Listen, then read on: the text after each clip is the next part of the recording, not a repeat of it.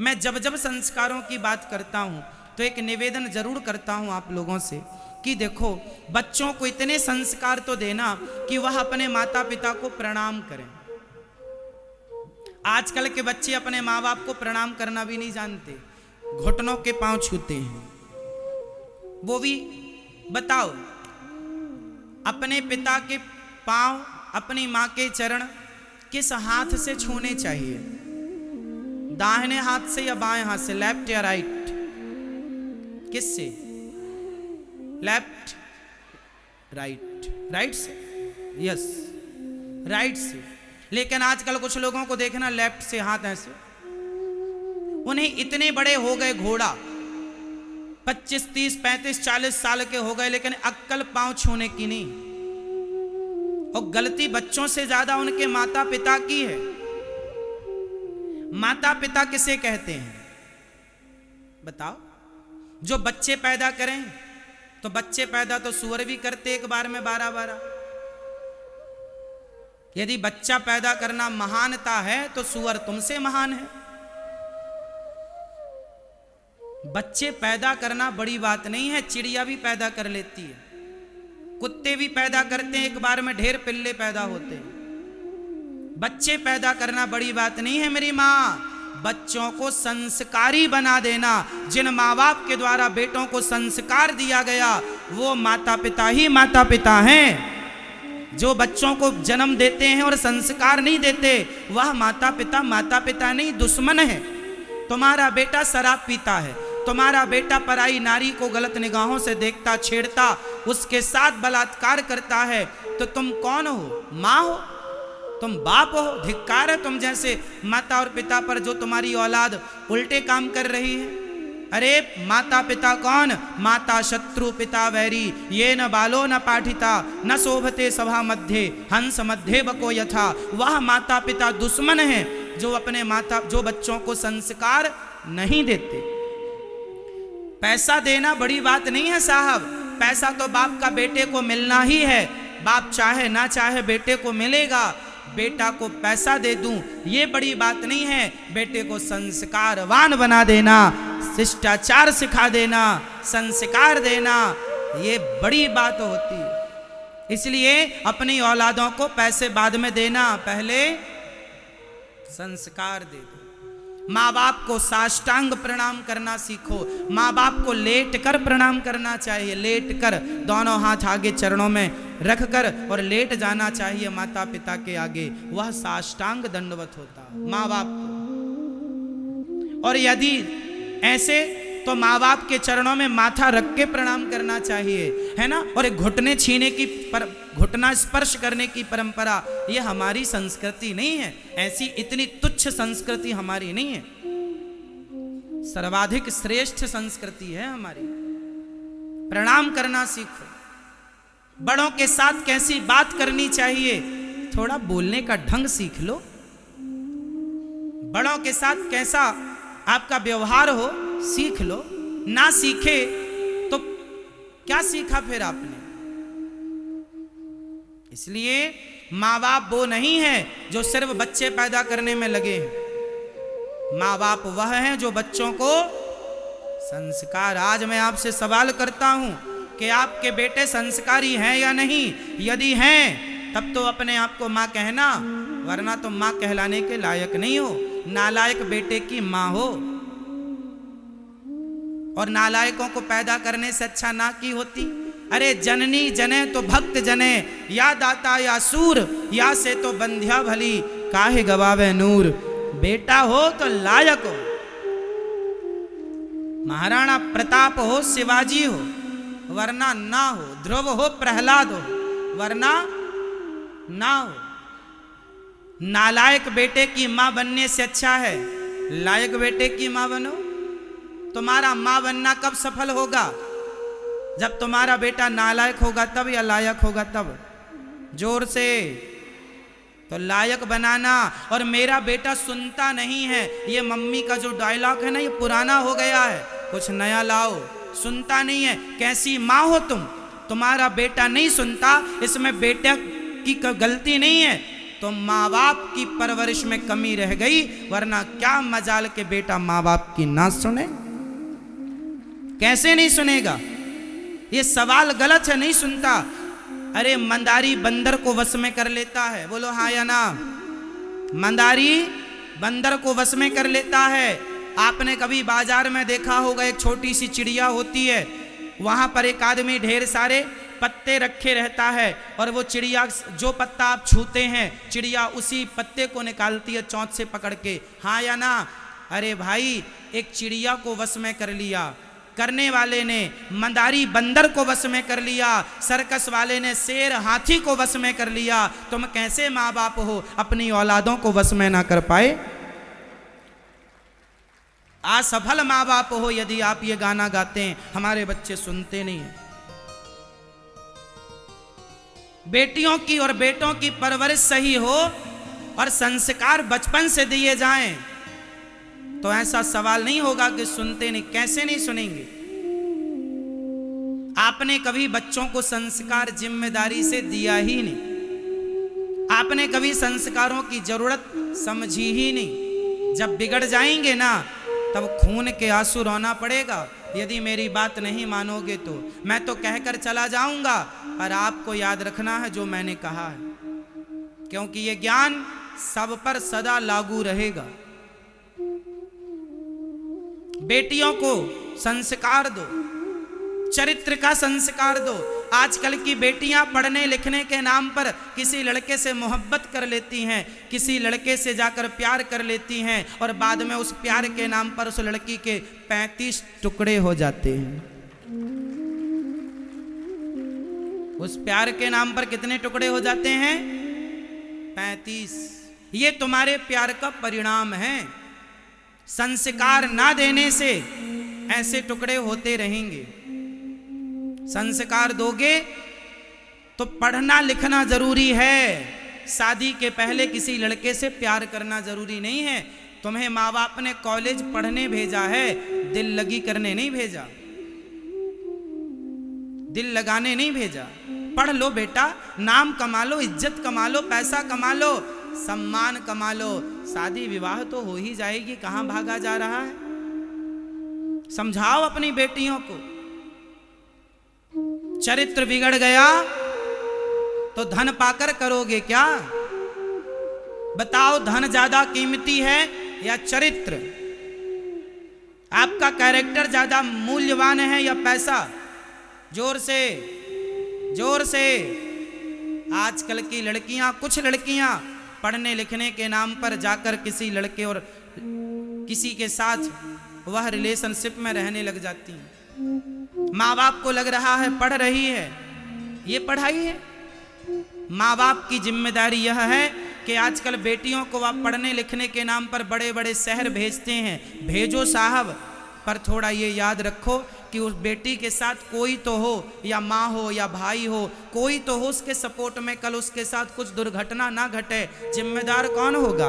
आज के जमाने में आप अपनी बेटी को अकेले कहां भेजेंगे? कहां सुरक्षित है आपकी बेटी? और माँ बाप ने मन बनाया है कि मैं अपनी बेटी को पढ़ाऊं लिखाऊं, पर कुछ बेटियों ने माँ बाप का विश्वास तोड़ दिया है। आज माँ बाप डरते हैं कि मेरी बेटी को मैं बाहर नहीं भेजूंगा पढ़ने के लिए। क्यों डरते हैं? क्योंकि कुछ बेटियों ने पढ़ने लिखने के नाम पर जो गलत हरकत की, भाग गई किसी के साथ, माँ बाप का नाम खराब हो गया, तो माँ बाप डर जाते हैं कहीं मेरी बेटी भी ऐसी ना हो जाए। इस चक्कर में उन बेटियों को पढ़ाने लिखाने के लिए भी माँ बाप से गिड़गिड़ाना पड़ता है। इसलिए पढ़ाओ लिखाओ बुरा नहीं है, पर सुरक्षा जरूरी है। सुरक्षा की गारंटी कौन लेगा? संस्कार लेंगे। संस्कार देना मेरी माँ, बेटी आपकी है, बेटा आपका है, हमारा धर्म है समझाना, सो समझा रहे हैं। मानो ना मानो 35 टुकड़े तो हो ही रहे हैं। फिर ना मानो तो ना मानो, 35 टुकड़े तो हो ही जाएंगे फिर। इसलिए मान लोगे तो आपका हित होगा। संस्कार, मैंने एक दिन कथा में कहा था, संस्कारों की बेड़ियां जरूरी हैं, संस्कारों का बंधन जरूरी है।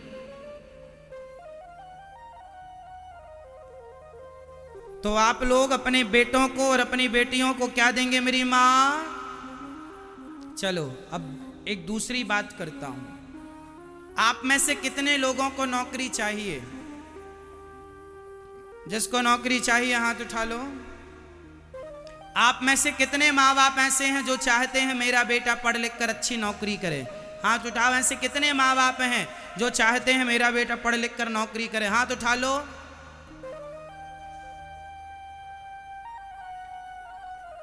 आप चाहते हैं कि आपका बेटा नौकरी करे? अच्छा बताओ, नौकरी करना अच्छा है, नौकरी लेना अच्छा है या नौकरी देना अच्छा है? जोर से। नौकरी देना अच्छा है या नौकरी लेना? जोर से। तो नौकरी देना अच्छा होता है, नौकरी लेना। नौकर नहीं बनना है आपको, मालिक बनना है, मालिक। और मालिक बनोगे तो नौकरियां दोगे।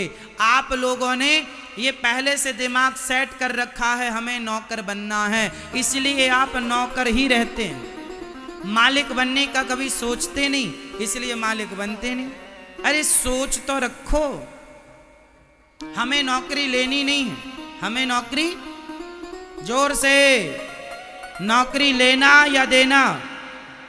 लेना अच्छा कि देना अच्छा? देने वाले बनो। तो आप कितने माँ बाप अपने बेटों को नौकरी देने वाला बनाएंगे? मैया आप क्या बनाओगी? देने, बिजनेसमैन। नौकरी देने वाला बनना है आपको। अभी से दिमाग सेट करो कि हमें नौकरियां देनी है, देनी। अपना बिजनेस करो, अपना व्यापार करो, लघु उद्योग शुरू करो। नौकरियां कब तक लेंगे? अब आप सवाल करें कि महाराज जी सब नौकरियां देने वाले हो जाएंगे तो नौकरियां लेगा कौन?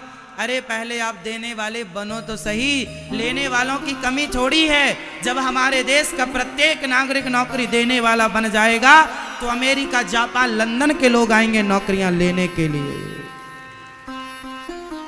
बताइए, जिस देश में नौकर ज्यादा हो वह देश बड़ा होता है या जिस देश में मालिक ज्यादा हो वह देश बड़ा होता है? जोर से।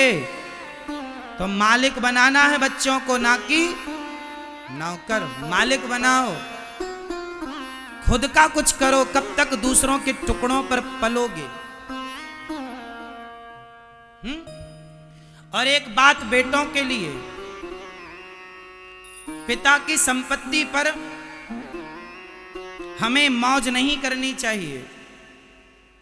हम कहते हैं कि बाप का धन मध्यम होता है, बाप का धन भी हमें नहीं लेना चाहिए। बताओ, खुद की कमाई सबसे अच्छी या बाप का दिया धन सबसे अच्छा? बोल दो। उत्तमम स्वाजितम वित्तम मध्यमम पितुरर्जितम मध्यमम भ्रातृवित्तम चा स्त्री वित्तम अधमाधमम। आज हमारे भारत में 40-50% बच्चे ऐसे हैं, बल्कि 60% बच्चे ऐसे हैं जो बाप की संपत्ति पर मौज कर रहे हैं, बाप की संपत्ति को खा रहे हैं, उड़ा रहे हैं। खुद का अपना कोई काम नहीं है। जो बाप का है उसे कम कर रहे हैं, उसे बेच बेच के अपनी लग्जरी गाड़ियों की इच्छाएं पूरी कर रहे हैं। अरे भाई बेटे, तुम्हारे बाप ने मेहनत से कमाया है, तुम भी मेहनत करके अपने बाप के नाम को और बड़ा करो, अपने बिजनेस को बड़ा करो, व्यापार को बड़ा करो। बाप के टुकड़ों पर नहीं पलना चाहिए। क्यों जी? बाप का धन तो मिलेगा ही आपको, लेकिन बाप के नाम से आपकी पहचान है, ये आपकी कोई पहचान नहीं है।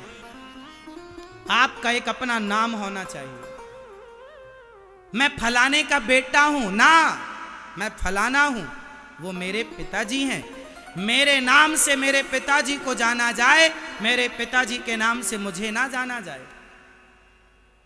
आप इतनी मेहनत करें, इतने कामयाब हो जाएं कि आपके नाम से आपके पिता को जाना जाए, ये आपकी सफलता है। और यदि आप पिता के नाम से जाने जा रहे हैं तो ये आपकी सफलता नहीं है, आपके पिता की सफलता। आप अपने बाप के टुकड़ों पर पलने वाले हैं। शेर दो प्रकार के होते हैं, एक जंगल का शेर, एक सर्कस का शेर, दोनों में अंतर क्या है? सर्कस का शेर अच्छा होता है या जंगल का? सर्कस का शेर अच्छा नहीं होता। क्यों? क्योंकि वह सर्कस का शेर मालिक के टुकड़ों पर पलता है। वह मालिक के टुकड़ों पर पलता है। जो माँ बाप अपने बच्चों को ज्यादा धन दौलत बैंक बैलेंस प्रॉपर्टी देकर जाते हैं, वह माता पिता अपने बच्चों को सर्कस का शेर बना देते हैं। बालक बेटा बाप के टुकड़ों पर पलेगा। एक होता है सर्कस के बाद जंगल का शेर, जो भूख लगती है तो खुद अपना शिकार करता है, खुद दौड़ता है, खुद प्लान करता है, खुद चयन करता है किसे पकड़ना है। जो अपने रोटी स्वयं अपने मेहनत अपने पसीने से जो अपनी रोटी पकाता है, जो अपना पेट अपनी मेहनत अपने पसीने से भरता है अपना पेट, वह जंगल का शेर होता है। और सर्कस का शेर तो मालिक समय पर आया, टुकड़े फेंक कर चला गया। जो बाप की संपत्तियों पर पल रहे हैं वह बेटे सर्कस के शेर हैं, और जो खुद अपने बलबूते कमा रहे हैं वह जंगल के शेर हैं। अब आपको निश्चित करना है कि आपको जंगल का शेर बनना है या सर्कस में आप खुश हैं। बताओ मेरे नौजवान दोस्तों भाइयों, कौन सा शेर बनोगे? जोर से। सर्कस का या भैया? ओ भाई देख लो इधर एक बार। अरे वहीं देख रहे हैं। बताओ आप कौन से शेर हैं? जंगल के हैं? अच्छा, आप कौन से शेर हैं? जंगल के। पिताजी के टुकड़े पर तो नहीं? आप बताओ साहब, कोट पैंट वाले भैया बताएंगे। आप सर्कस के हो कि जंगल के हो? जंगल के हो तो यहां सब जंगल वाले ही हैं। ये अच्छी बात है। मैं तो आपको केवल ये निवेदन करूंगा कि आप देखो, बाप का धन कहीं नहीं जाना, अपने को ही मिलना है। लेकिन फिर भी हम अपने हाथ पांव चलाना शुरू कर लें तो वो धन और बढ़ेगा, पिता का नाम और बढ़ेगा, आपके कुल खानदान का नाम बना रहेगा मार्केट में। नहीं करोगे तो माइनस हो जाएगा। आज हमारे देश में ऐसे कितने बेटे हैं जो माँ बाप की सारी संपत्ति बेच बेच के गाड़ी बंगला ले रहे हैं। बनाना कुछ नहीं है, बिगाड़ना है। तो बिगाड़ना नहीं है। यदि ना बना सको तो फिर माँ बाप की जितनी संपत्ति है उतनी बनी रहे, ये भी ठीक है, वो बिगड़े ना। यदि प्लस ना कर सको तो माइनस ना करो, मेंटेन कर लो। सही है?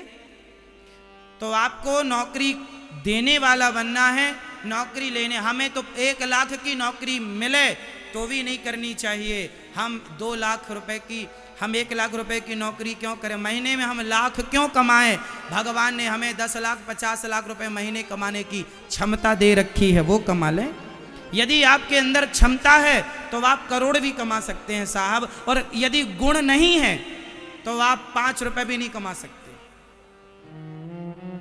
इसलिए कॉन्फिडेंस हो, आत्मनिर्भर बनो, और स्वयं में विश्वास हो कि मैं कर सकता हूं, तो चल पड़ो, करो, सब कर सकते हो।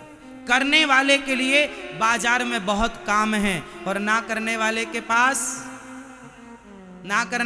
पास कोई काम नहीं है। रोना है, हमारे तो भाग्य में ही नहीं है, हमारी तो किस्मत ही फूटी है।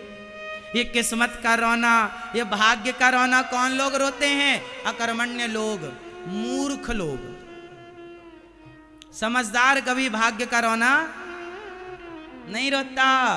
थर्ड क्वालिटी के लोग हैं जो भाग्य के नाम का रोना लिए बैठे हैं। आप तो नहीं रोते भाग्य का रोना? बच्चों से कहना सुने कथा, और वो भी सेल्फ डिपेंड बने, आत्मनिर्भर बने। तो संस्कार ये हैं हमारे।